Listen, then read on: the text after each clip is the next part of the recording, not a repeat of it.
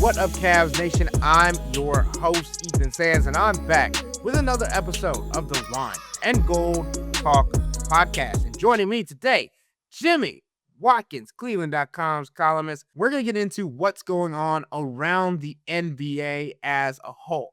Jimmy, I don't know if you've been keeping up to date on social media with all the Brown stuff going on. I know keeping up with NBA stuff can be a stretch, but Adam Silver is kind of digging himself a hole here. In a recent interview, he talked about the rising cost to watch a season of NBA games as a fan, and considering that all games are on either cable or streaming services. He said that there are a bunch of games that will go on free broadcast TV, and that fans can also consume the league in other ways besides watching the game, noting that the NBA is a highlight-driven league. I think this is a bad look for Adam Silver. I think this is a bad look for the NBA. We talk about the WNBA gaining traction and also having unrivaled kind of gaining traction. What are your initial thoughts on the conversation that was had with Adam Silver? And we'll get into the different rules he's trying to change to get the people to watch more games as it is a little bit later. Two thoughts in my head. One is Cavs specific, although it could be viewed as any fan base, but for the people who come here for the Cavs, I mean, it's just a slap in the face to your fans, to your viewers. The train of conversation here at the Board of Governors press conference was people were asking, and rightfully so, about, sorry, Adam, you got games on Peacock, Amazon Prime. I'm not even going to try to name all the streaming services because I can't keep it straight. Season haven't started yet. I can't even keep it straight. But trust me, there are many of them. So what are you doing about this to make this more accessible to fans? I think one of the few things we can all agree on as a society is that it has become too expensive to watch ball. Ticket prices go up every year. The streaming services that were originally supposed to save us from exorbitant cable prices, well, now we're paying more for all the different streaming services we need to watch sports than we were paying for cable. People, hardworking people, are getting screwed out of their money. It's nonsense. It's a legitimate question to the commissioner of the league. And he just shrugs it off and says, yeah, go watch it on YouTube. Watch the highlights. Like, what? What are you saying? That's true. Basketball's a highlight-driven sport. I would contend the WNBA is also a highlight-driven league. But what should fans do because of our greedy, grubby hands are reaching for more money? What should they do about this? Engage with our sport passively? No, wrong answer. Wrong answer. And I think this just speaks to, on a bigger picture level, the way the league office thinks right now. Every time the commissioner speaks, I become less and less convinced that he loves basketball that much. Like, there's just no way that could be your take. The way they are devaluing the actual product, the way their media partners discuss this sport. Like, you can do something about that, right? You hate all these takey, yelly, debatey, gas baggy conversations. Well, the NBA can look at their partners and say, hey, why don't we get up on the board a little bit more? Why don't you give us a little more of a dose of Tim Legler? And I love Tim Legler's on the number one announcing team at ESPN now. I love that. I liked Doris Burke too, by the way. I thought Doris Burke got too much flack. But the NBA has become a Twitter league, a 32 seconds or less league, a scrolling league. And I think they're okay with that. And I just think that's a mistake. At the end of the day, the BRI, the basketball-related income, which is the pie from which players get paid and where team owners get their salary cap spending money, is still mostly based on your media rights deals. Maybe, seems like the NBA is betting on this being the case in the next 10, 15, 20 years. That will change. But I mean, we're all still waiting for someone to find the right way to monetize social media to that degree. I just think this is incredibly tone deaf from a commissioner who already has a ratings issue whether he wants to engage with it or not. It seems like not. And the NBA is cool cashing in on these streaming deals at the expense of the fans. I think we need a reminder here. The fans drive this boat. The reason why there is so much money in these sports, the reason why we get to scoff every offseason that, I'm sorry, this role player just got how much money a year? Is because people love this game and are willing to engage with it actively. And they love watching the games.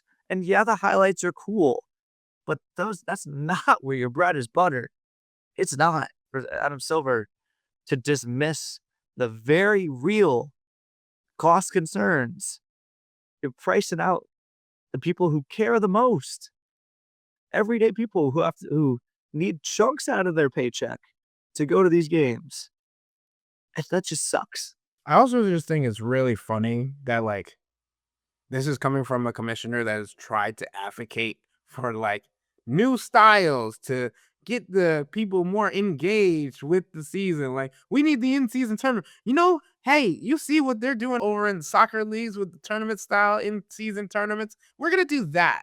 And also we're gonna smack a heap of money on in front of everybody. Speaking of the role players that you were mentioning, Jimmy, for the two-way guys that are barely getting paid pennies on the dollar, hey, here's $500,000 in front of your face if you actually try during the regular season, right? And now we're coming up with new rules, even on top of that, for players to try and actually just do stuff that looks cool, that is fun, that ends in buzzer beaters, right? Like the new heave rule that the NBA is instating for the 2025-2026 season. It's something that they've been testing since Summer League in Vegas in July. The league board of the governors meeting kind of finalized this last week. And so unsuccessful end of quarter heaves will now be recorded as a missed field goal attempt for the team, not the player, under this new rule, which means that any shot launched within the last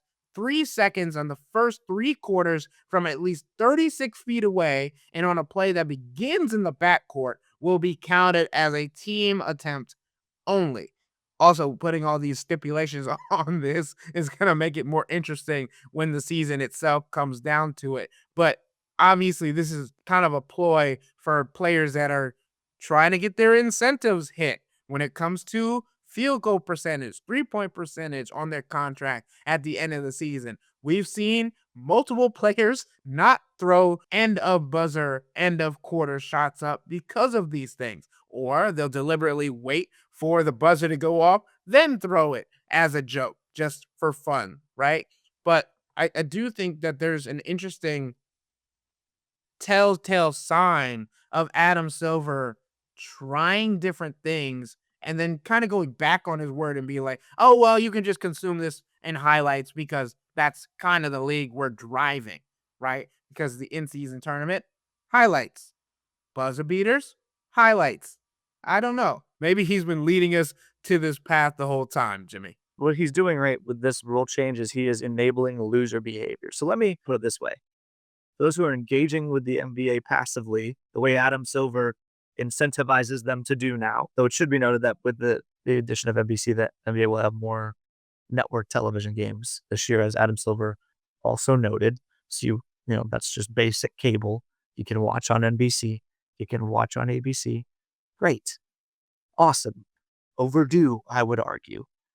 And then, by the way, you're also going to have to pay for Peacock. I digress. But what's happening here is that in recent years, NBA players at the end of quarters have been intentionally waiting until a half second after the buzzer to shoot a long shot that is unlikely to go in. The only reason that you can infer them doing this is that so that they can say a ding on their field goal percentage. Now, I understand some people there's minutia in contracts sometimes. Your earnings can be altered by certain statistics. Cool. Whatever.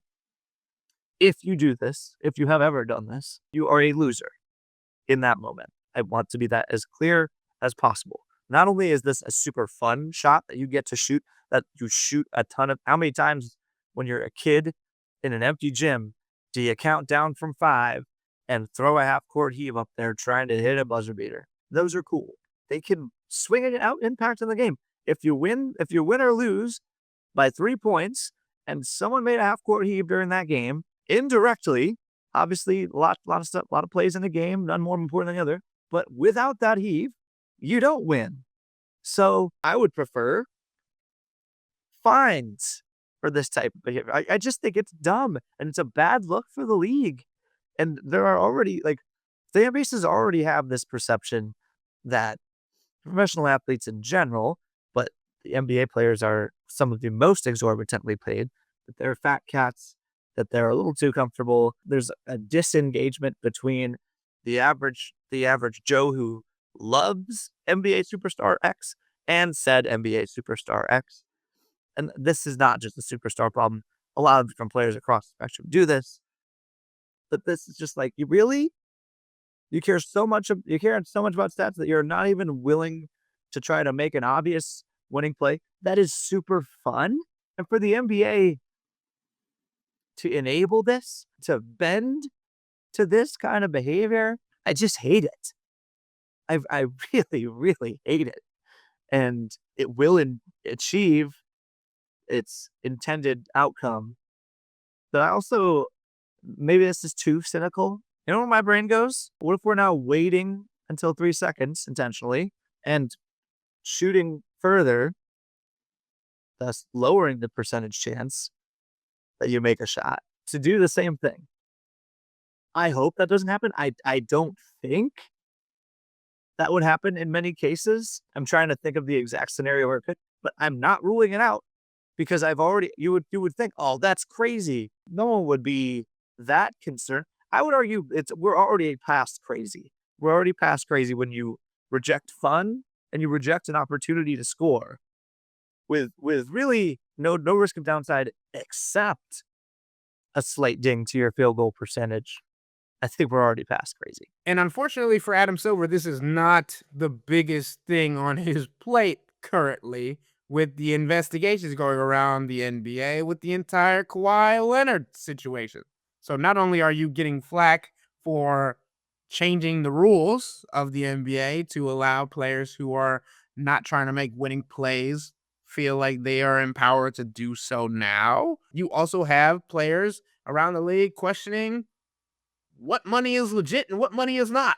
Because Kawhi Leonard, for those who are unaware, is under investigation under the NBA for getting endorsement money that kind of went around his contract from the Los Angeles Clippers. This was first reported by Pablo Torre on his podcast, and ESPN has now ran with it, and the NBA is now in investigation mode to find out what is truly going on in this scenario. And the scariest part about this might be the fact that Jalen Brunson could be next, depending on what comes out, because of what Pablo Torre has kind of alluded to, with Jalen Brunson taking that, $130 million pay cut to allow for his other teammates, OG Anunoby, Josh Hart, and Mikal Bridges, to come to the New York Knicks. Jimmy, the NBA is in some deep water right now.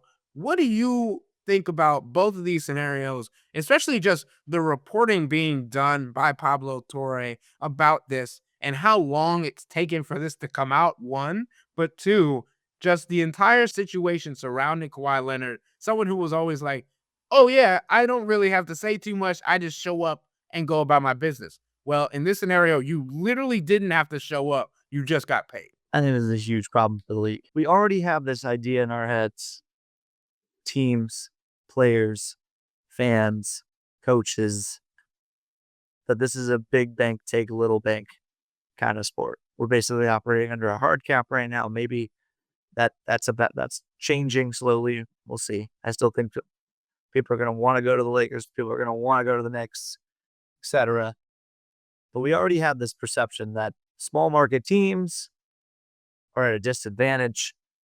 And now the richest owner in the league is being accused of cap circumvention, paying Kawhi outside the salary cap to keep him around, not to get him initially, although there was a 2019 NBA investigation into the signing of Kawhi by the Clippers. A lot of teams were complaining about that. I think particularly the Toronto Raptors, who lost Kawhi, were interested in that. I think the Toronto Raptors remain extremely interested in this investigation. The Toronto Star published a story about Kawhi's acting agent at the time, who was just his uncle, who's not a certified agent. We changed rules in the NBA around agent certification because of Uncle Dennis. The reports are that pretty much exactly what the Clippers are accused of giving Kawhi here is what Uncle Dennis was asking the Raptors for. And the Raptors said, hey, man, that breaks the rules. Can't have that. But in a world where we already have a big bank takes little bank mentality, all the small market teams, Cleveland fans know this. This fan base has a little brother mentality when it comes to that stuff.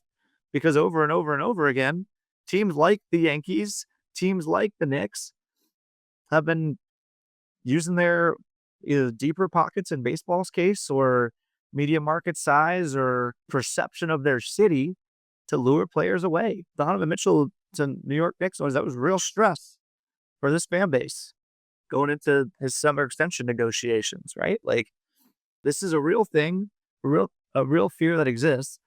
And now you have the perception that it's unfair, potentially.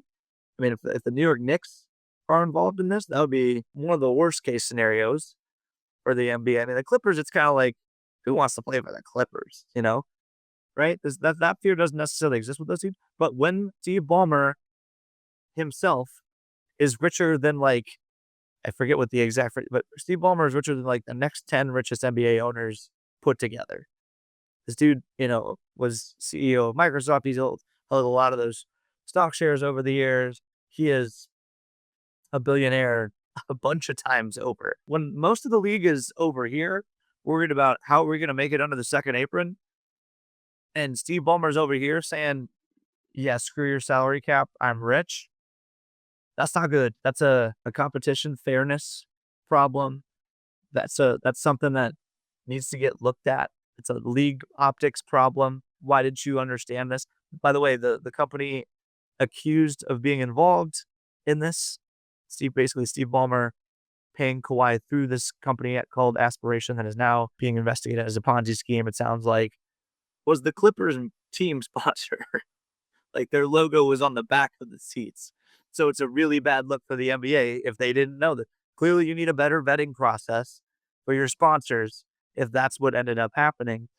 Which brings me to, is the NBA actually incentivized to find what really happened here? And you can say the NBA has hired an independent investigation arm to look into this, but most league investigations aren't independent.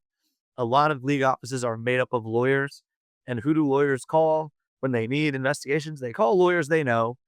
So I would not be surprised, given, Pablo has uncovered a pretty damning paper trail. I think clearly something needs to happen, my opinion, with the Clippers here. But I think Adam Silver is going into this investigation looking for reasons. He said at the Board of Governors press conference that the burden of proof is on the league. That, like, the Clippers are innocent until proven guilty. This ain't a court of law. This is a violation of a collectively bargained contract. And in the collective bargaining agreement, it states that circumstantial evidence is enough to prove cap circumvention. But it also says a number of other jargony things that basically says Adam Silver is the judge, jury, and executioner here. So the NBA is going to find out as much as Adam Silver wants to find out. And I think that I really think that he's looking for reasons to not punish the Clippers because of just how bad it would look for the league if, I don't know, contract needs to be terminated or, a multiple of 3, 4, 5 first-round picks have to be docked. By the way, we have precedent here. Back in the late 90s, early 2000s, former number 1 overall pick Joe Smith, who played for the Cavs for a while, signed with Timberwolves on a team-friendly deal with the promise that the Timberwolves would then pay him more later. And the Timberwolves were dumb enough to have that in writing. So there was no way around that. And the Timberwolves contract was voided with Joe Smith. And the Timberwolves were docked 5 first-round picks, which was later appealed down to 3. But to me, that's the kind of punishment that could be possible here if the NBA is willing to look at the facts. of this case.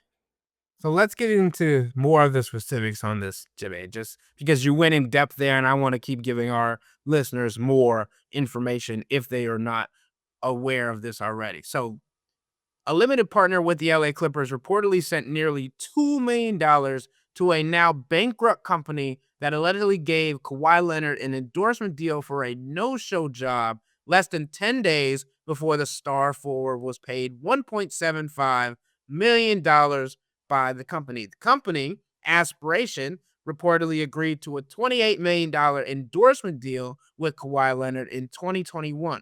Clippers owner Steve Ballmer invested $50 million through his personal LLC in September 2021, and the Clippers announced a $3 million partnership with Aspiration 2 weeks later.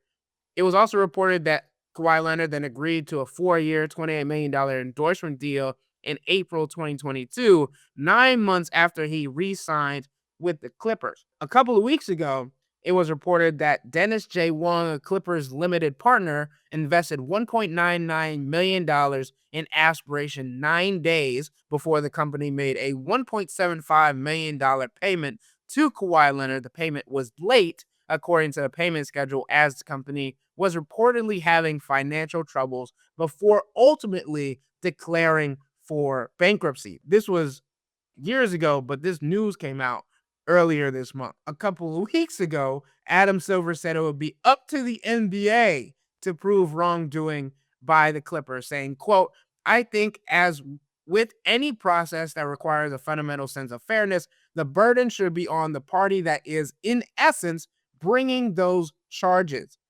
So, are you not the NBA commissioner? And are you not handling this like hands on? Is the NBA league a different entity than the commissioner? Are you not helping run this investigation? Why does it feel like he's trying to be so hands off on this situation, Jimmy? It's like I'm trying to wipe my hands of this. And also, Steve Ballmer told ESPN on September 4th that the allegations have not been true. But what's most important to me is we've been doing the right thing in all those interactions. You know, Kawhi's business is Kawhi's business, but we've always done the right thing.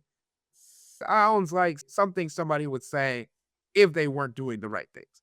But Jimmy, I just wanted to end with this question. Adam Silver has been the commissioner of the NBA since 2014. What are some of the most surprising things that Adam Silver has changed or done that you haven't liked since he's become the commissioner? And is this coming season like an eye opener for everybody? Because we talk about the Cavs next 2 seasons. I'm talking about the NBA and the NBA commissioner over the next 2 years, or even just this year alone, with all of the things that could come out about Kawhi Leonard, and then again about Jalen Brunson. I mean, Adam Silver has presided over one of the rockier tenures in the NBA recently. We have these investigations. We have the overall ratings drop. He still negotiated an excellent media rights deal, which at the end of the day is kind of his job, is to make sure that everyone's got as much money as possible. So tip your cap to that. But there's been a lot of complaints about the product, about injuries. The case against 82 games, I think, grows louder every day. But the appetite for the NBA to potentially lose money as an inventory sport hasn't changed. There's zero appetite for that. That's pretty much the rub there. And by the way, Ethan, Steve Ballmer is the guy that, of course, he bought the team, but in a long story short, you could say that Adam Silver's commissionership has been defined so far by Clippers at ownership. Because on the front end, Adam Silver earned a ton of praise for getting former Clippers owner and total racist dunderhead Donald Sterling out of here. Ban him for life. Who replaced Donald Sterling? Steve Ballmer. And now Steve Ballmer is in hot water. So at the end of the day, his job is to make the owners money. The owners are kind of his boss. Another reason, by the way, that I think Adam Silver will be looking for reasons to not punish Steve Ballmer or punish him as lightly as possible in this investigation. So in terms of securing the bag, he's done all right. The long-term bag health, I have questions about, but in the here and now, just signed the biggest meteorite deal in league history. Can't help but tip your cap for that one, especially given the fewer people are watching the games and you get more money. I don't know how the networks who are paying these deals are rationalizing that in their heads, but I digress. But in terms of health of basketball, no, he gets thumbs down. I've not been a fan to this point of his tenure. And so just to go into that point, Jimmy, a little bit about what the backlash could be. Like under the circumvention rules of the NBA's 2023 collective bargaining agreement, teams can be punished for circumventing the salary cap. Penalties can include fines of $7.5 million, direct forfeiture of draft picks, as you mentioned in past NBA history, Jimmy, voiding any player contract, and a suspension of up to a year for any team personnel found to have engaged in such a violation. Not good for anybody involved, especially when it comes to Kawhi Leonard and what that could mean for him in his NBA career, especially after we heard that he was working out after the NBA playoffs were continuing to go, just so his body would be ramped up and ready to be playing that long, even after not playing a whole lot this past season. But that's neither here nor there. Jimmy, I know you kind of mentioned the commissioner, Adam Silver, and past commissioners as well. A lot of flack was given to David Stern on his way out as well. Do you compare the two, Adam Silver and David Stern, when it comes to running the NBA? I think you could argue David Stern is one of the best commissioners in sports history. Toward the end, as will happen to all of us, David Stern got a little cranky and a little zany in his old age, right? But he also presided over. David Stern came in the NBA in 1984. We were not far removed from the NBA Finals being on tape delay when that happened. Now, obviously, it helped to have Magic Johnson, Larry Bird, and Michael Jordan come into the league. And I think Larry and Michael Magic were already in the league when David Stern took over. Michael, 84 might have actually been his draft year, but it helps. But the way David Stern marketed superstars, the waters that he steered this league through, the NBA people of today owe David Stern a good deal. I also think David Stern would have had a more stern hand on some of the issues that are close to NBA fans' hearts these days. DMP rests. David Stern was hitting the Spurs with big fines for arresting guys during national TV games. I wonder how temper tantrum trade request era would have unfolded under David Stern. I suspect more suspensions. I suspect more fines. Adam Silver's kind of just letting that go. Maybe he thinks it's not within the league purview to deal with that stuff. Maybe that should be team issues. I think that's weak leadership on the commissioner's part, but it's a plausible defense of him. Or maybe, and I think this might be more the case, maybe Adam Silver just likes the player movement and the shams bonds and the engagement that the league gets during the offseason, during transaction season. I think that's part of it. I think Adam Silver, again, he has many progressive views on players' mental health. And we got Donald Sterling up out of here. We got Robert Sarver, the Phoenix owner, up out of here. And if David Stern's the commissioner, he's got longer relationships with those guys. Oftentimes, ownership is the old boys club, and maybe that would have been more complicated for a commissioner who had longer standing relationships with those guys. So I'm not saying Adam Silver has never done a good thing for the league. I think the overall health of the league is in a worse place. I think that it's a challenging time. I'll give you that as well, to be the commissioner of an inventory sport when there's never been more competition for attention span in our lifetimes, right? But you got to work with the cards that you're dealt. I think Adam Silver has misplayed a couple of hands. I think that's well said. Jimmy. And this is definitely a difficult time for the NBA because everybody's looking for places to place blame and also reason for things going the way that they are, right? And understanding why the views are down, why the NBA players aren't trying during the All-Star game, why the players aren't trying during the regular season, right? And I'm not saying that everything that Adam Silver has done has been bad. That's not what I'm saying, because I think the in-season tournament actually is a good thing, because I think it's fun. I think it adds competitive nature, and also it incentivizes some of the two-way players, or some of the players at the bottom of the rotation and the bench guys that don't get those kind of contracts to have a more lucrative offer. And it allows players like LeBron James to try and help those guys out. We know that was one of the main goals for LeBron when they won the in-season tournament the first year. And I think it's grown over the last couple of seasons, and it's going to continue to grow. But I do think that there is a point where you start overdoing it as a commissioner. You start looking at ways to replicate or reinvent the wheel when it's not all that hard. Like Unrivaled, a league that is up and coming, that I've said already on this podcast, already is doing a one-on-one tournament, right? You see how much money they've been making. You see how much they've grown in just 1 year of existence, right? Do that. Kevin Durant has said he'd play for $1 million for one-on-one, right? That should be chump change for the billionaires around the league, right? For the NBA to put that up, showcase who is competitive enough, who is ready enough to play in a one-on-one tournament in the All-Star game. Doesn't sound hard to me, right? And obviously the streaming services thing is difficult, but to me, there's so many streaming services. It feels like we're gonna get to the point where they're just all gonna combine at one point. And you know what we're gonna call it? Cable. It's just gonna come full circle, and people are gonna recognize the beauty that was just having a surf channel and being able to pay for one network and having so many different options. I feel like an old man saying all this, because like cable isn't that old. It's not gone. There's still people that buy cable, but like that's not today's age. And yet it feels like it could end up being that at the end of the day, when this is all said and done.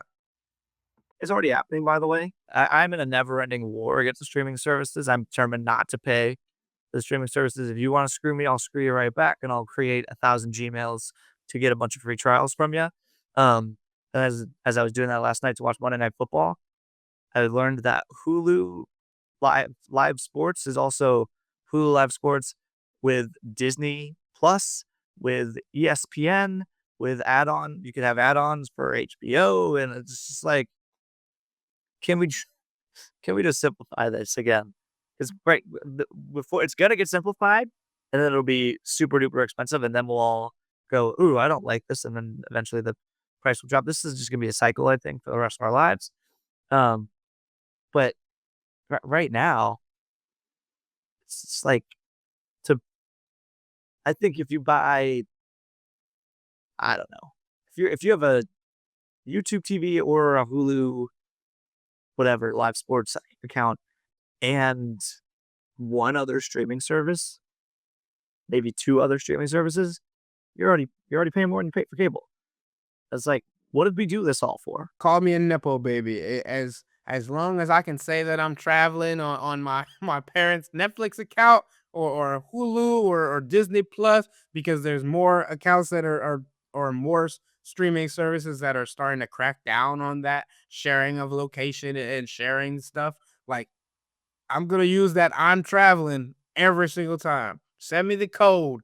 I'm on the road. It is ridiculous how they're trying to weasel money out of people just so we can get the coverage that we were getting through Dish or DirecTV or whatever cable company you used to have back in the day. It's saddening to me. I think these streaming services are getting a little bit out of hand, and it's because of the sports circle and the sports fear of today. And I'm interested to find out what's going to happen, because it's not just basketball, but the NFL just had a game that was strictly on YouTube. Why? Don't know. I mean, the MLB, blackouts across the board. So money, money, money, money, money, money. I think this is a very nuanced conversation that has the NBA commissioner tied up in knots right now, especially dealing with the Kawhi Leonard situation, trying to create new rules to figure out what is going to keep people engaged while watching the game, not changing the channel, turning to a different streaming platform to watch a different game. I just think it's an interesting time for the league, and it's a dangerous one as well, depending on how things shake out and what happens with this Kawhi Leonard situation, and then again, what could be coming in the woodworks next. But we got to wait and see what happens during this 2025-2026 season and potentially how long Kawhi is going to be out, or if he's even found guilty, or if the Clippers are found guilty in this sense. But with all that being said, that'll wrap up today's episode of the Wine and Gold Talk podcast. But remember to become a Cavs insider and interact with Chris, me, and Jimmy by subscribing to Subtext. This is where you can send in your questions for our weekly Hey Chris episodes, and we will answer all Subtext questions even if Chris is not on the show. So sign up for a 14-day free trial or visit cleveland.com/Cavs and click on the blue bar at the top of the page. If you don't like it, that's fine. All you have to do is text the word stop. It's easy, but we can tell you that the people who sign up stick around, because this is the best way to get insider coverage on the Cavs from me, Chris, and Jimmy. This isn't just our podcast, it's your podcast, and the only way to have your voice heard is through Subtext. Y'all be safe. We out.